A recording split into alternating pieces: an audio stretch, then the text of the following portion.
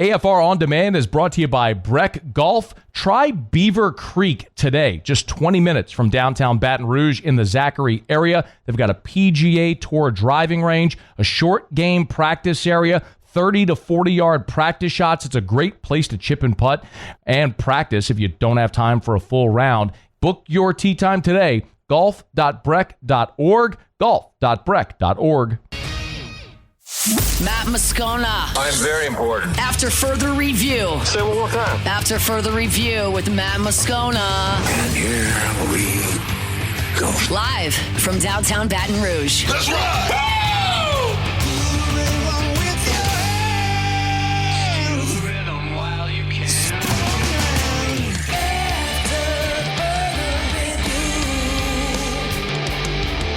And off we go. Welcome aboard. Glad you're with us. AFR presented by Don Juan Cigar Bar. I'm Matt. This is Shaq O'Neal, and I hate Matt. Paul O'Neal's name. You so.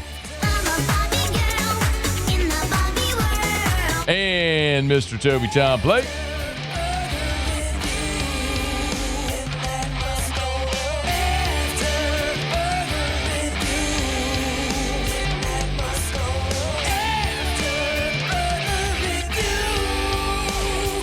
All right, we're here. Glad you are as well. Get out there and make it a good one. Football Friday. Phil Steele in 15 minutes. Molly McGrath, she'll be on the sideline for LSU Florida Saturday. She'll be with us in 1 hour. Terria will be here. Charles Alexander, who's number 4, will be retired Saturday in Tiger Stadium. Will be in our studio to start hour 3.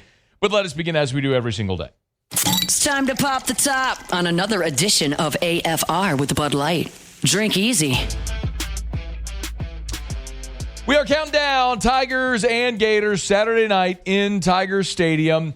The single biggest storyline we have followed this week for LSU in Florida, of course, is Braelin Moore's health. By now, we all understand the reality with Trey'Dez Green, the MCL sprain. He's not going to be available for this game against Florida. I think it's very doubtful he plays next week against Southeastern. Target, like we've said from the beginning of the week, would most likely be the game against Ole Miss in a couple of weeks in Oxford. Braelin Moore is the one that's a bit more in the air. And I want to kind of go through what this week has been like as far as the conversation with Braelin Moore, just to illustrate back to back the ebbs and flows of how this week has gone. So we know Moore is injured on Saturday. Now, Saturday after the game, Brian Kelly, after the game on Saturday, didn't have much information. We were told at LouisianaSports.net, Hunt, I, both independently, Saturday night, then again Sunday morning, that Braelin Moore, ankle sprain, likely to miss a game or games, same with Trey'Dez. And on Monday, when Brian Kelly met with reporters, he was asked about Braelin Moore. So this was Brian Kelly on Monday of this week. MRIs, were positive. We didn't get the true sense that we have a high ankle sprain with Braelin. There was nothing that gave us that sense that when we looked at the MRI that, hey, this is a tightrope procedure and he's going to be out for, 4 weeks. He's going to be day to day. We'll get him out there tomorrow. We'll see how he feels. He felt better today. So I think we're going to list him as questionable, and that could change to probable as we go through the week. We'll see how he progresses. Okay, so Monday, Braelin Moore was questionable. Get him out there, move him around. Felt better today than yesterday. He's questionable. He's day-to-day. We'll see how he feels. So Wednesday morning on the SEC Coaches Teleconference, here was the very quick update. I think we have him listed as probable. He did practice yesterday, and we expect him to practice today. Okay, so probable. He goes from questionable Monday, Wednesday morning, probable. He practiced Tuesday, probable. Wednesday night, okay, so Wednesday morning, Brian Kelly said it's probable. We'll see. Wednesday night, the injury report comes out, and he's not probable. He's questionable on the injury report on Wednesday night. And I told you candidly, if you were here with us, that I had a conversation with a few people after practice on Wednesday. Said he was out there, but it didn't look great. Might be best to rest him. 24 hours after that, Thursday, and after Thursday's practice, Brian Kelly meets with reporters, then has his coaches show. This was Brian Kelly Thursday after practice. Braelin took all the reps today with the first team. He's ready to go, and I think we're going to list him. If not, I think he's probable, right? So, probable. Okay, so he goes then Thursday night to probable. All that to say, this has been a week of ebbs and flows with Braelin Moore. It has not been a week of certainty. And I'm going to tell you my opinion. Okay, so I gave you what Brian Kelly said. You can make your decision. I'm giving you my opinion. I'm going to be very clear. I'm not reporting anything. I'm giving you an opinion. My opinion, and I did text with someone on staff today who said they think Braelin Moore will play. Okay, my opinion, I believe Brian Kelly said he's probable. I think he's going to try to give it a go. I think they're going to tape it up. I think he's going to get injected. I think they're going to try to give it a go because Brian Kelly watched that game a year ago, and it was the one thing that caused them to win that game a year ago in Gainesville was the offensive line. That offensive line flatly cost LSU that football game in Gainesville, a game that LSU moved up and down the field, dominated the pace of play, the flow, the yardstick, everything, but they couldn't keep Garrett Nussmeier upright. He was running for his life the whole game a year ago in Gainesville. And so my concern, as I've said it, is that I fear that you could be in a situation like what happened with Leonard Fournette in 2016, where you have an ankle injury that is nagging. And when you come back too soon from it, then you can try to get ready for Saturday, but then you re-aggravate it. You set back, and you try to give it time, but you come back too early to rush because you got a big game. And in that season, if you remember, Leonard Fournette ended up only playing 7 games. Yes, it is different on the offensive line than at running back. Running back, you got to stop, start, cut, sprint, all that stuff. Offensive line, you're playing in a phone booth. You just got to lean on people. I'm oversimplifying it, but I think you understand what I mean here. This is such an important game, though, in the context of the season. It is a conference game. It is at home. It's one you have to win, and it's a dangerous defensive team. And a year ago, that Florida defense raised a whole lot of hell, as we've talked about all week. It's 7 sacks, 11 TFLs, 14 hurries, 20 pressures. It was crazy. Garrett Nussmeier was running for his life. There was 2 forced fumbles in the ball game as well. A big part of that also was Caleb Banks. Now, Brian Kelly on Thursday was asked about Caleb Banks. 6'6", 330, a dude who forced 2 fumbles a year ago, had a handful of pressures in that game as well, a sack, a TFL. This is Brian Kelly on Caleb Banks. He's a really good player, and there were a number of guys that we played against in the SEC that have similar traits. He's a really good player. He's physical. He certainly was disruptive for us, so we're aware of him. We know that, similar to Woods at Clemson, these guys have to be, blocked and sometimes double teamed. So we're quite aware of him, know he's going to play, and we'll have to be up for the task. So you heard Brian Kelly mention Woods. It's Peter Woods from Clemson. Here's what I think they're looking at. LSU knew going into that game against Clemson. LSU knew going into that game that they had to deal with Woods and with Parker, and they couldn't let those two dudes beat them. Woods and Parker, that game at Clemson, week 1, combined for 4 tackles in that game. They combined for 4 tackles in that game. LSU, by and large, neutralized those 2 big dudes because they had a ton of time to prepare for it. I think that's what they're targeting here as well. To know that Caleb Banks and Tyreek Sapp wrecked you a year ago. So did Shamar James, and he plays for the Cowboys now. And Jack Pyburn plays for LSU. But those 2 dudes, you got to count for and make sure they don't beat you. I think that's what they're focusing on this week. Now, Paul Mabenga, I mentioned Caleb Banks. Caleb Banks played 52 snaps last year in the B gap. That's over the guard. And those reps were against Paul Mabenga and Miles Frazier. If you're scoring at home, Paul Mabenga's PFF grade a year ago against Florida, his overall grade was a 45. His run blocking grade was a 42. And his pass blocking grade was a 33. That was Paul Mabenga's grades a year ago against Florida. If you're watching, look right. See that red column right there, Florida? It was his worst game, not even close. So, he's bad against Alabama too. So, now you've got Paul Mabenga, who has improved. I'm not saying he's an All-American, but he has improved. And most importantly, he has improved in his pass blocking grade. Against Clemson, he graded out an 81. Against Tech, he graded out an 80.7. So his season pass blocking grade, 2 games, is an 83.4 for Paul Mabenga. So he has gotten better in that area where you needed him to get better. You feel you're better with Braelin Moore there. You hope that this pass protection can be dramatically improved than it was a year ago. As a matter of fact, on Thursday, Brian Kelly also talked about what they like about Paul Mabenga and how he's improved from a year ago. Well, I mean, I think first and foremost, he's assignment correct. You know, he's really reliable. You can trust him that he's going to do the right things. He moves his feet very well. And I think more than anything else, it's just continue to, work, staying low, playing with better pads. He has a tendency to rise up a little bit. And I thought he had a great week. And the combination of him and Cohen Eccles, I think, puts us in a really good position at that guard position. So it's pretty easy. LSU's defense is great. We know it. Florida's offense is scuffling. Everybody knows that. The key to this game is that LSU offensive line keeping Garrett Nussmeier upright, and they're going to run Braelin Moore out there on a bum ankle, which tells you how much they understand that is the matchup they have to win in this game. It is the one thing, literally the one thing, that Florida could compromise in LSU's entire game plan. We'll see how good Braelin Moore is to go on Saturday night in Tiger Stadium. All right, we're brought to you by Bud Light. Drink easy with the great taste of Bud Light, the official beer of AFR. If you're going to be tailgating out there before LSU in Florida, make sure you got plenty of delicious ice-cold Bud Light in their officially licensed LSU can, the white can and aluminum bottle, the 12-ounce can, the 16-ounce aluminum bottle. When you're out shopping at your favorite retailer, make sure you grab plenty of ice-cold Bud Light, the official beer of the LSU Tigers. You're going to be tailgating. Tailgate with the official beer of the Tigers. Mockler Beverage, great supporters of the Tigers. You want to support the Tigers and drink delicious ice-cold refreshment. You want Bud Light in the official LSU license can. Drink easy with the great taste of the Tigers and Bud Light.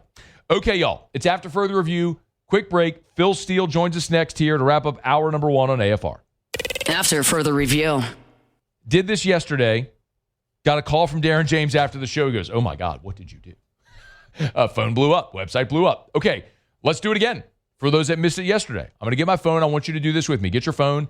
If you're driving, don't do this. But get your phone, or if you're at your computer, log on to agent225.com, agent225.com. I'll show you how easy this is to get your home's appraisal value in literally as quickly as you can type in your address.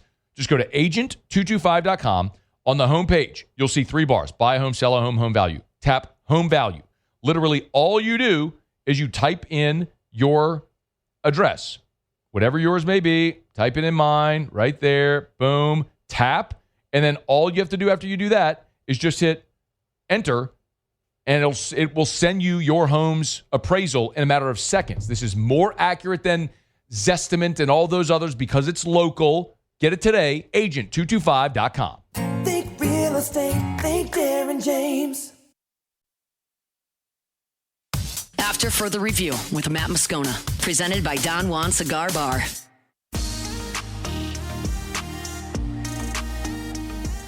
Best time of year, best day of the year, best day of the week, Football Friday. Phil Steele joins us, of course, philsteele.com, Phil, S-T-E-E-L-E, philsteele.com. Get to YouTube, take that Phil Steele Plus tour. We preview the biggest games of the college football weekend. Phil, how are you? I'm doing great, Matt. How about yourself? Awesome. Tigers are 2-0. Big game this weekend. Vibes are immaculate, but we have a few orders of business to take care of before LSU and Florida tee it up and kick it off. Got a good one tonight. Coach Prime in Colorado. They're in Houston against the Cougs. Houston, a 4.5-point home favorite there at TDECU Stadium. What do you think about that matchup tonight with Coach Prime and the Buffs on the road?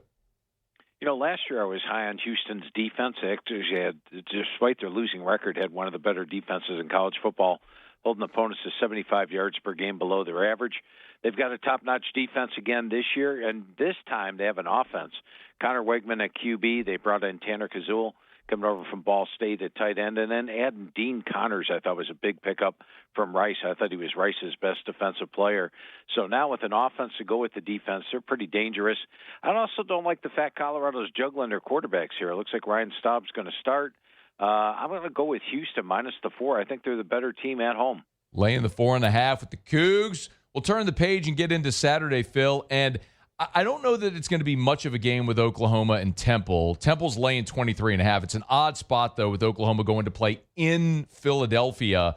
But there's certainly the feeling of a letdown after the big win against Michigan. What do you think about the spot here with Oklahoma on the road at Temple?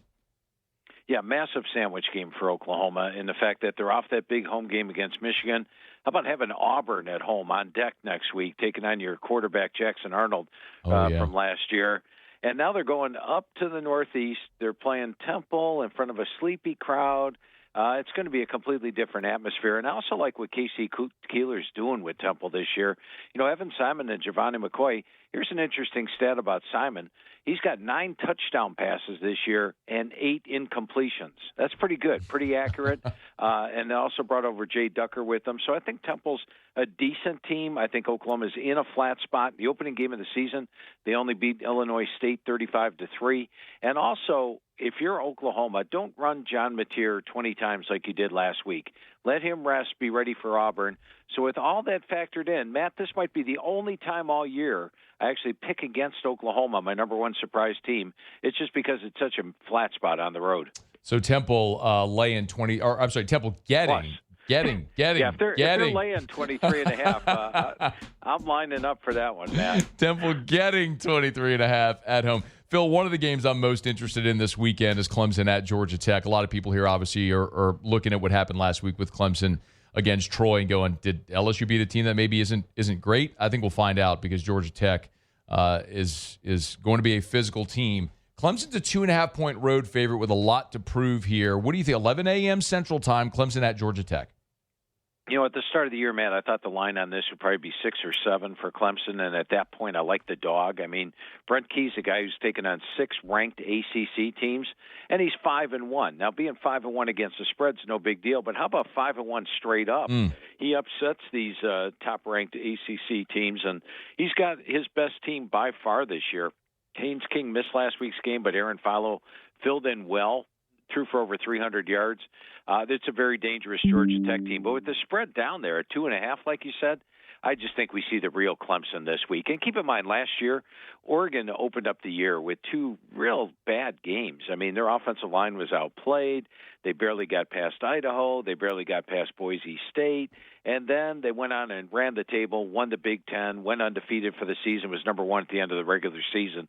I think we're going to see Clemson's green light go on this week. I like Clemson minus the 2.5 there.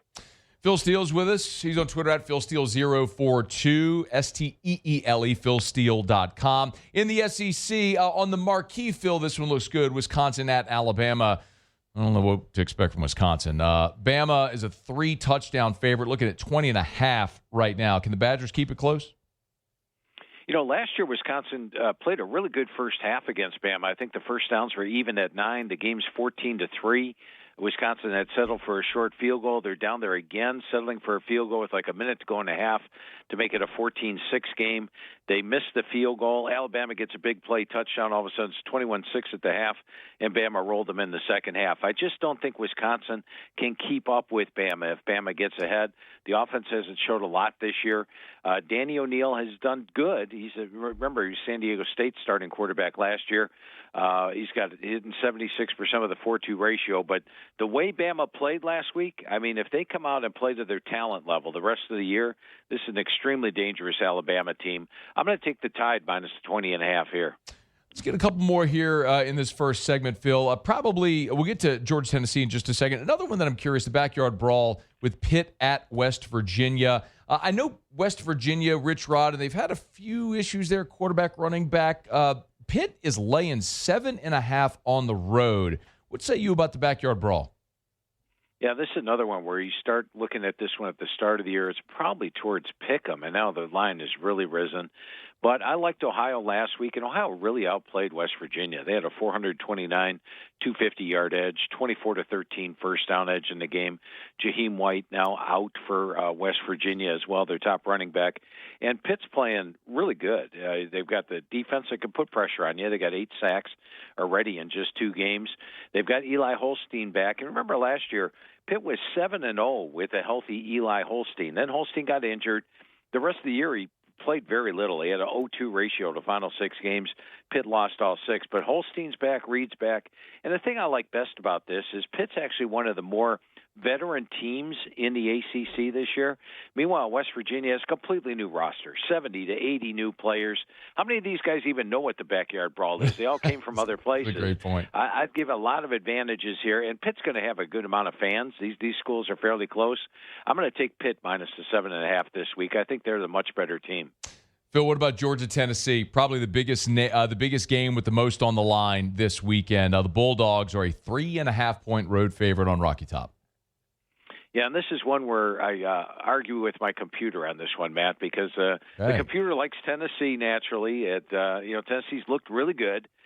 They put up 605 yards in their first 2 games. Georgia, meanwhile, has played 2 weak teams and been pretty lackluster. They beat Marshall 45-7, only beat Austin Peay 28-6 last week. So my computer likes Tennessee, but I like Georgia.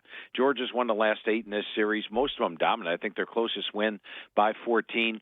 Look at the defenses that Joey Aguilar has faced. It's been Syracuse, a weak defense, East Tennessee State, weak defense. I remember last year when he was at App State, he threw 14 interceptions. Well, now he's taken out a really good defense. So I think this year's Georgia defense is better than last year's. And go back to the Marshall game. I think Marshall had 3 first downs at the end of 3 quarters in that game. And then offensively, I think they can run the ball with Nate Frazier and Dwight Phillips. Gunnar Stockton is another guy that adds to the run game there. So you got the series dominance, better defense. I look for Tennessee to make a few mistakes. And really the key for Josh Heupel is, can they run the football? When they run the football, they win. When they don't run the football, they don't. I think Georgia takes away the run and beats them here. I like Georgia minus the 3.5. Phil Steele going with the Dogs as the favorite. All right, we'll knock out a quick break, come back, talk about the evening slate, and it is a delicious smorgasbord of SEC football in the evening. We'll get to that with Phil Steele as we continue on AFR. AFR. I love telling you about Duplessis Builders for a lot of reasons. Of course, they'll build you a beautiful pool, outdoor kitchen, all the great stuff. But it's so much more than just building a beautiful pool, because quite literally, go to any pool builder's Instagram and you're going to see beautiful pools. I mean, someone says, oh, we built a beautiful pool. Well, everybody, it's a pool. It's palatial. It's gorgeous. It's a pool. And Duplessis is no different. They build beautiful pools. But Derek Duplessis is a mechanical engineer by trade, by the way, with a minor in aerospace engineering from LSU. And worked as an engineer before he started his pool company. Now, a top 50 pool builder in the United States of America from Pool & Spa Magazine. And they offer a 10-year workmanship warranty. It means they don't cut corners. They do it right. The bones, the guts of the pool are great. When the industry standard is a 1-year warranty, Duplessis offers a 10-year workmanship warranty. What else could you want? DuplessisBuilders.net. After further review with Matt Moscona, presented by Don Juan Cigar Bar.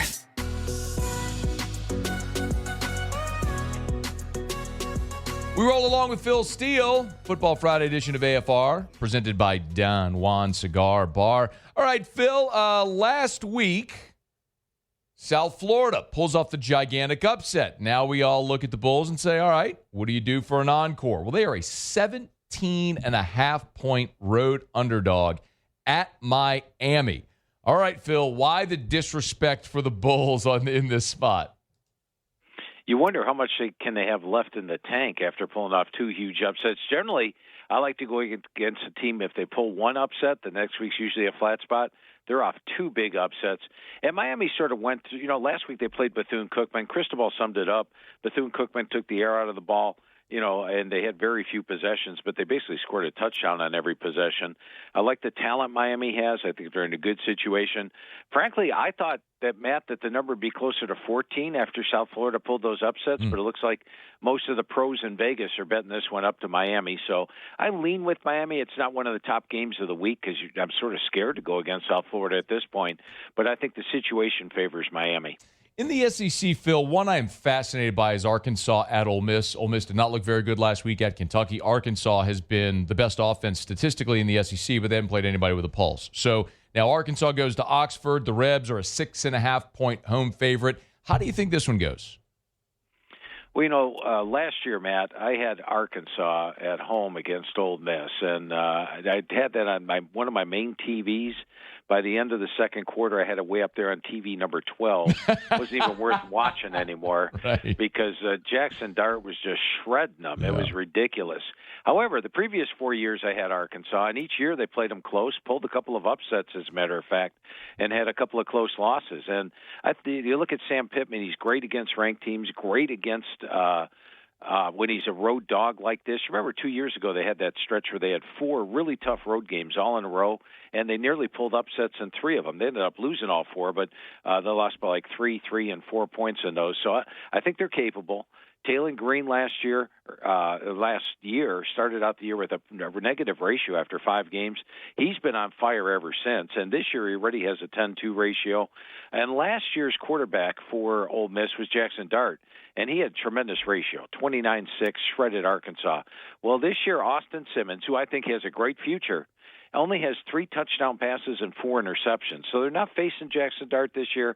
They're back where they do extremely well. It says an away dog.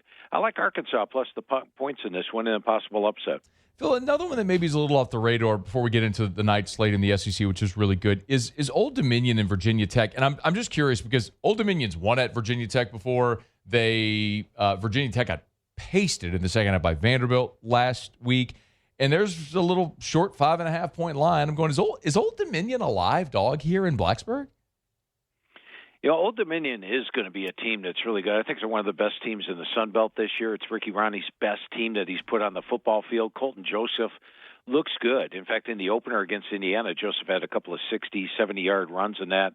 And they only lost to Indiana by 13. Last week they blasted NC Central. So they're a dangerous team, and they're going to do well in the Sun Belt. But, I mean, this has got to be a circle the wagons game for Virginia Tech. I thought VT looked good in the half. I liked Virginia Tech last week. Me too. Dropped 20-10 at the half. I'm like, well, there they go. And then the second half was just absolutely horrible. But prior to that, when they played South Carolina, I thought they had a 19-16 first down edge. They just gave up the 2 plays, the punt return touchdown and 1 long pass. I thought they played a really good game against South Carolina. They absolutely must win this.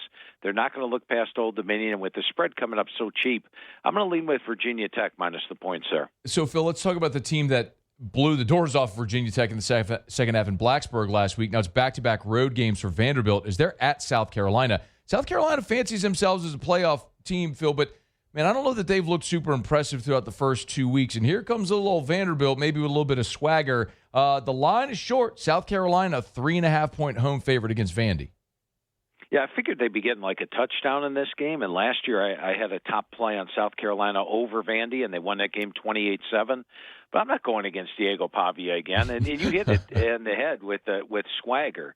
When I talked to Coach Clark Lee this spring, I mean, he's a confident guy. They really think that, no, we're not talking about Vandy. He's not talking about getting to 7-5. He's talking about being in the upper half of the SEC. And last week's second half was just dominant. Pavia is outstanding. And all you have to do is look at the mutual opponent here. They both played Virginia Tech. South Carolina had a crowd edge. And as mentioned, I thought VT played them even up. Meanwhile, last week, that second half in Blacksburg, Enter Sandman, all that stuff going on, 44-20, they just dominated the second half. I'm going to take Vandy plus the points. I wish we were getting a few more here, Matt, but I'll still take Vandy plus the points. I'll ride with you on that one, Phil. I going against Vandy at this point. I mean, break up the doors. Notre Dame coming off a weird week 2 bye. They're at home against the Aggies. This feels like a big spot for Mike Elko as he tries to jockey for positioning in the national elite there at Texas A&M. Notre Dame is nearly a touchdown home favorite here. 6.5 is the line as we sit here on Friday, Phil. A&M got a shot to go up there and pull that upset? Well, Notre Dame does well at home against ranked teams. They're 11-2-1 against the spread. And as a single-digit favorite, how about 23-5? So this is like their wheelhouse where they're at. They went into College Station and came out with a win last year. Now, granted, it was closer than the final score. I know they won the game by 10, but, I mean, let's face it, it was a tie game with like 4 minutes left in the game. They just got that late field goal added onto the touchdown. I think A&M's very dangerous this year, but Notre Dame is off a loss. I expect much more out of Jeremiah Love here. They're off a bye, off a loss at home. I'm going to favor the Irish to win this one by like around 7. So with the spread under 7, that's the key. If the spread's under 7, I'm going to go with Notre Dame in this one against A&M. I'm showing 6.5 right now, so always shop around. If you're at 7, you can find it. DraftKings has it at 6.5 right now as well. All right, Phil, one more before we get to LSU and Florida. It's another one here in Louisiana.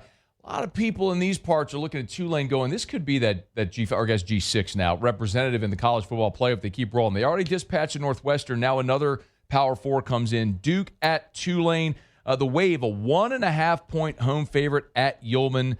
Does the Wave continue to roll?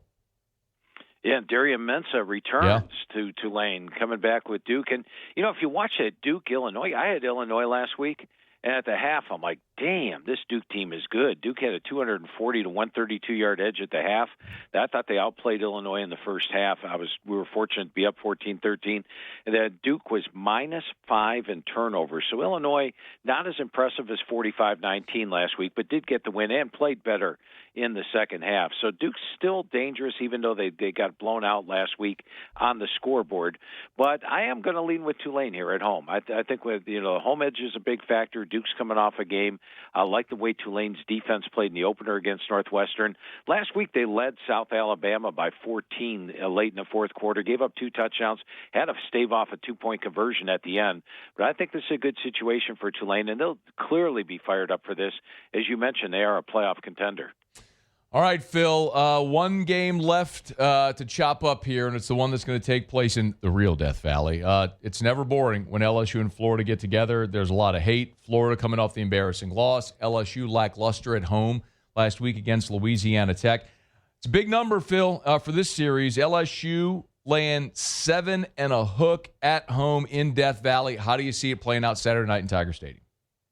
Yeah, well, I don't think Florida can possibly make as many mistakes as they did last week against USF. That was a plumb ugly game by them. They should be a much better team this week. However, LSU is the better team. They're at home. They're playing with revenge.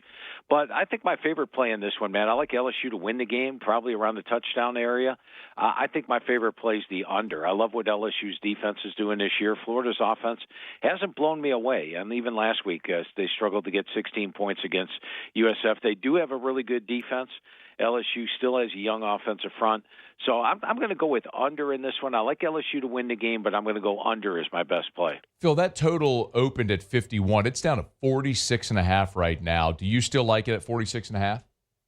I do. I still like it at 46.5. I think the 51.5 was a bit of a mistake for this game. I'm not sure why they put it up that high, and I think it's been bet down accordingly, but it may still have some room to go down in this one. And 46.5 is not a bad number. I think if you went below 45, I might get a little nervous. He is on Twitter at PhilSteele042, PhilSteele.com, STEELE, PhilSteele.com. Of course, you can always go by, find that link to the Phil Steele Plus Tour. Phil, let's remind about the Phil Steele Plus Tour. Yeah, it was a nice week for the tour last week. 3-2 on the selections, 4-2 on the quick hitters, 3-1 on the FCS plays. So a 10-5 week last week. You get 5 selections, 6 quick hitters. They're up right now, and they're absolutely free, complete with complete reasoning. Just go to PhilSteele.com, click on the Phil Steele Plus Tour, and take the tour and get yourself some free winners this week. STEELE, PhilSteele.com. Go take the Phil Steele Plus Tour. And remember, it's links to YouTube. Subscribe to Phil's YouTube channel and set notifications because the tour went up on Thursday, so you want to get it as soon as it goes up. PhilSteele.com, STEELE, PhilSteele.com. Phil, you're the best. Enjoy the football weekend. We always appreciate you.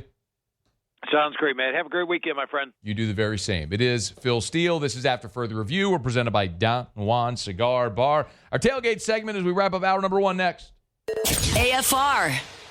GLO, glowresources.com, glowresources.com, glowresources.com. It's a web address you need to remember if you want to make your business more efficient. Glowresources.com, GLO, glowresources.com. Jareth Knockhand in the game. They're fond of saying we are complete employer solutions. They actually changed that slogan. It used to be complete employee solutions, but they changed it because, see, at Glow Resources, they don't represent the employee. They represent you, the employer. They're not a temp staffing agency. They help you find a permanent solution in your business. If it's skilled blue-collar labor or any office job, they have their professional placement division, anything from office assistants to C-level management. They do it all at Glow Resources. And while their home base is right here in Baton Rouge, they've got offices in Miami and Orlando and Houston and everywhere so they can service businesses everywhere. It's Glow Resources. If you need to be more efficient by finding the right people, let Glow Resources help. GLO, glowresources.com. After further review with Matt Moscona, presented by Don Juan Cigar Bar.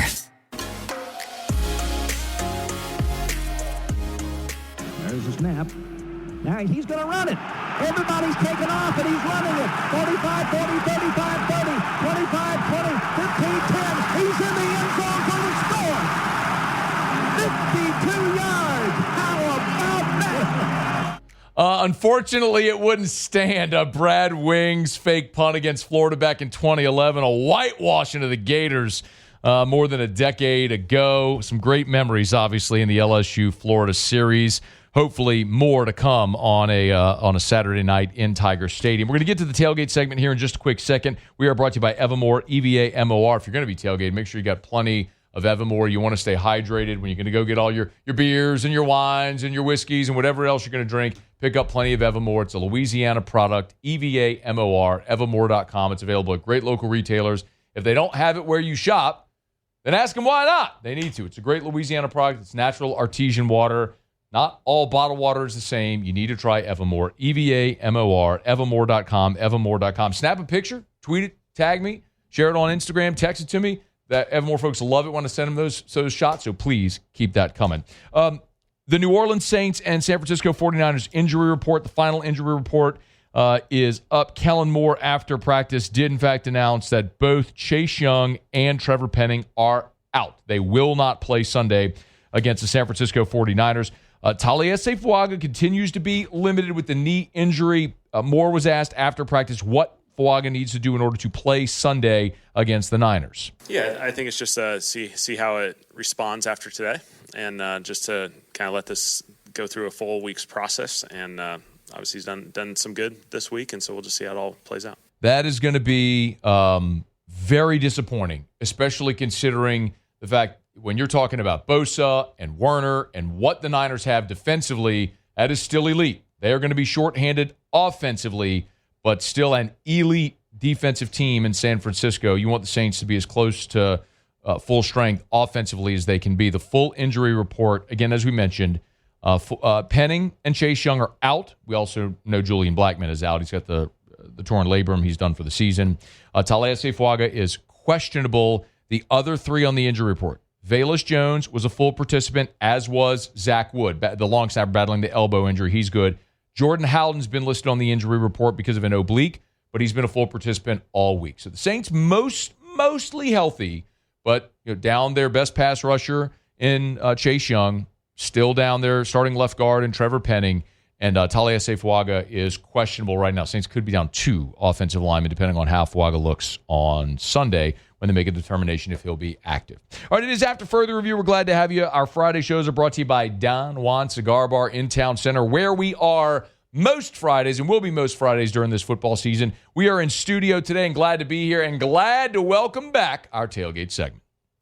At LSU, we play hard, but we tailgate harder. Light your burner, fire up the grill. It's time for our Football Friday tailgate recipe of the week with Chris's Specialty Foods. 4 locations, or go to chrisspecialtyfoods.com. We don't have Coben. Instead, we have the mother of the groom, Tressie Leindecker, good enough to join us. Y'all were up in Rhode Island last week. Your baby boy got married. Married, yes. Rhode Island. Beautiful. Beautiful. So I went through Rhode Island briefly when I went up to Boston this summer, and then we drove from Boston up to Maine, and so we briefly passed through Rhode Island. We must have missed the part where y'all were, because we just saw some trees on the interstate. So fill me in, what was going on in Rhode Island? Yeah, so of course everything's TikTok these days, right? Yeah. So she found something on TikTok, Rose Cliff Mansion, and that was in her dream. And I tell you, Matt, it was fairy tale. Rose Cliff Mansion. I'm looking this at Newport. Yes. Okay, let's look up some. Oh, okay. Now I get why she wanted to go to Rhode Island. You ever see Wayne's World? Yeah. You know when he's like, no, never mind. He's like Delaware. We're in Delaware, but the Rhode Island is the Coffee Talk from SNL. Right. That's Rhode right. Island is neither a road nor an island. Discuss. Anyway, there's Newport Mansions. Look at that. Check that out. That's where they filmed The Great Gatsby. Oh, no way. Yeah. The Leonardo DiCaprio Great Gatsby? Wow, it's beautiful. It is. Scenic, picturesque. Congrats to Coben. He'll be back next week? He'll be back next week. Okay, so honeymooning. Last week we had Chef here. This week Tressy's here with us, courtesy of Chris's Specialty Foods. And I love Florida Week because we always love to do the Eat the Competition. It's a little hard whenever, it's like you're playing the Bulldogs. Yeah. Chef did a great job with a lot of different, like, hot dog options and everything, which, I mean, look, Wagyu hot dogs and stuff. Are you kidding me? It's incredible. But we got Gator options today with the Florida Gators coming in. Fill us in. What are we looking at? Sure. So I did not bring the whole gator in because it was a little hard to transport, but we do have whole gators, and a lot of people have ordered them. They're going to smoke them on some pits tomorrow for tailgating. But what I brought today was a lot of the tail meat of the gator. So we did it in a sauce piquant. We did it in deep fried, and then we also did blackened. So the meat? So when you eat like blackened gator or fried gator, or whatever, that's tail meat always. Yeah. Always. Yeah. So the tail meat is white meat, and then you can eat the legs of the alligator. It's the dark meat. I don't know. I kind of like dark meat. I like eating. Really? I don't know. You like when you eat fried chicken. I like the drums. Yeah. I mean, here's the thing, Tressie. Like, like I was a fat kid, and so I mean, if you went to Popeyes or something and you got the 2-piece or something, you'd want the breast because it was the bigger one, right? Had more meat. Mm-hmm. Yeah, had more meat.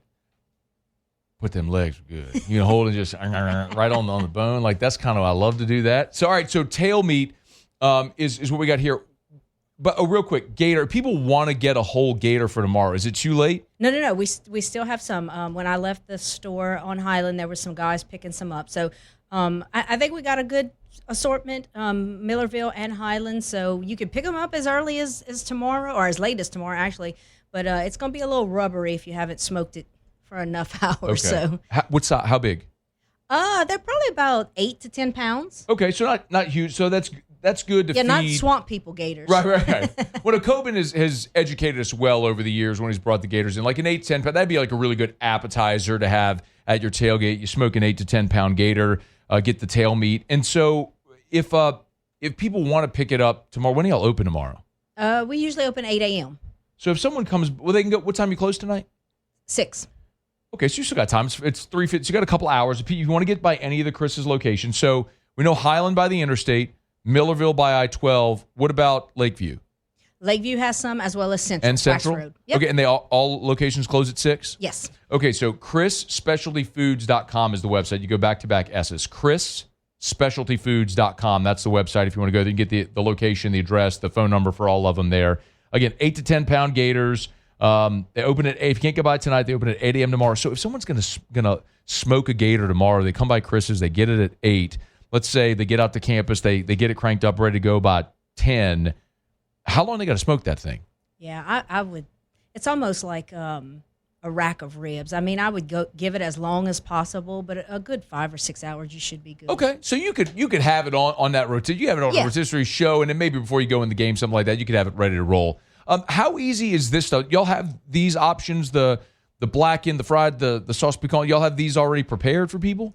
Well, obviously not the fried, but so we have the tail meat in the pack. It's almost like a 1 pound pack of crawfish. It comes just like that, and so you can pick that up and then prepare it again in any way you want. Fried. You could even smoke that. Use it as shish kebab meat. Yeah, blackened or sauce piquant. I know we're also getting close to hunting season. And we always talk with Coben about processing deer meat. When does deer season start?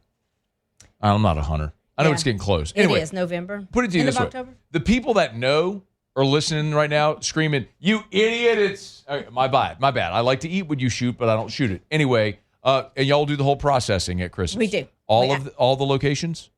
We do.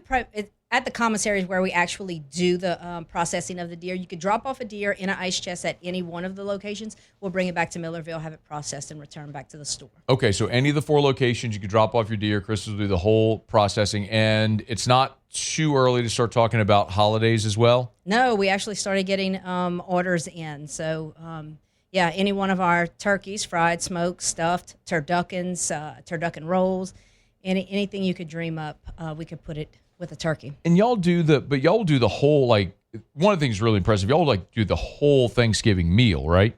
Absolutely. If you want to prepare the whole meal, we definitely have the sides. The cornbread dressing is amazing, and it's like crack.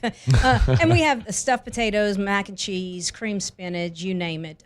So whether you're doing the whole meal or you just got voted to bring a side, we can help you out. Love it. You can go ahead to chrisspecialtyfoods.com. They get their catering menu, all the stuff you want. And I guess when we get closer to the holidays, there'll be like a banner up at the top, right, for ordering your I'm trying to see where I would go here to find on the website. I'm trying to direct people on the website where they would go if they wanted to order like for holidays. Yeah, so there is a icon that says turkey, but closer to the holidays, we will have a Thanksgiving menu specific with everything. Yep. All right, Tressie Leindecker from over at Chris's Specialty Foods, chrisspecialtyfoods.com. Less than 30 seconds. Tigers, Gators, who you got? Yeah, so I think LSU, their offense played a little flat last week. Yeah. And I am a Napier fan. But I do think Say with that out loud. I liked what he did at USL or UL. Sorry, my age is showing. But I do think with all of the hype and everything coming from the stadium tomorrow, the momentum's going to go on LSU. 31-17 AFR. Jesse, I walked you right into a hard break. You said 31-17? I did. All right, I like 31-17. I hope your score's right and mine's wrong. 31-17. It's after further review. We are brought to you by the Williamson Eye Center, 924-2020, 924-2020, or WilliamsonEye.com. That's WilliamsonEye.com. Dr. Blake Williamson, the gang, they do an awesome job. Yesterday was my 7-year LASIK anniversary at the Williamson Eye Center. And I'm telling you, it's life-changing. I don't say that lightly. And you know this if you're like me. If you were born genetically bad eyes, wore contacts, glasses, like I did my whole life, got my first pair of glasses when I was in 6th grade, contacts in the 8th grade, had them until 7 years ago. Did the whole deal. Slept in them too many nights. You know, they start to like get stuck to your eye, all that. It's annoying. Had LASIK. It is incredible to wake up in the morning and see. To be able to see the crawl on the bottom of a screen, to be able to see at night when you drive and never have to reach for glasses or contacts again. The Williamson Eye Center makes that happen. WilliamsonEye.com.